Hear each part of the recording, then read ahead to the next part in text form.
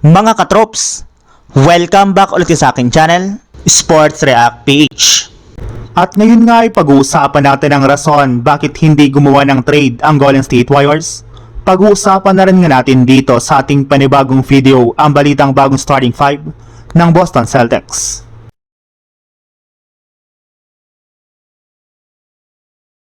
Isa nga po ang Golden State Warriors sa mga pinaka-competitive na team sa buong NBA bawat season. Kaya hindi na nga po nakakagulat bakit maraming mga fans ang nag-e-expect na magiging isa silang championship contender sa susunod na taon.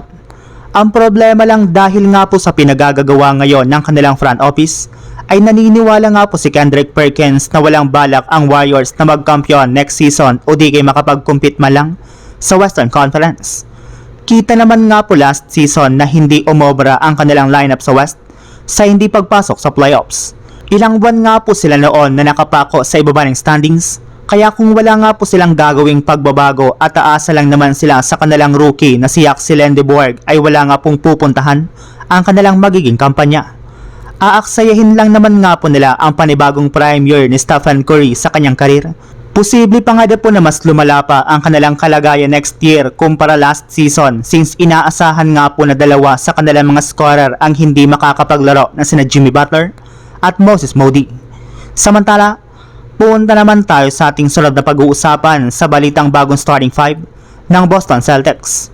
Simula nga po nang i-trade ng Boston ang kanilang superstar na si Jaylen Brown, ay bumaba na nga po expectation sa kanila na makakapag-compete pa silang muli sa Eastern Conference sa susunod na season. Sa dami ba naman ng mga teams na nagpa-improve ng lineup ngayong offseason, ay mahihirapan talaga sila na makasabay lalo pat isang injury prone na superstar lang naman na si Paul George ang kanilang nakuha sa trade. Pero ayon nga po sa isang NBA analyst, hindi rin naman nga po dapat basta-bastahin o maliitin ang lineup ngayon ng Celtics since meron para naman nga po silang sapat na talento na kayang makapag-compete sa Eastern Conference.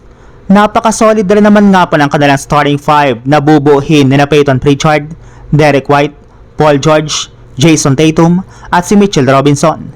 Bagamat man nga po humina ang scoring ability ng kanilang starting lineup sa pagkawala ni Brown, ay hindi rin naman nga po malabo na kayanin itong tapatan ni Paul George at ng iba nalang mga key players sa kanilang mga laro sa susunod na season. So yun lang mga katrops, ang handog kong storya ngayong araw. Sana nag-enjoy kayo, please like and subscribe my YouTube channel, Sports React PH para sa iba pang storya at update patungkol sa NBA. Kita-kits muli sa ating susunod na video.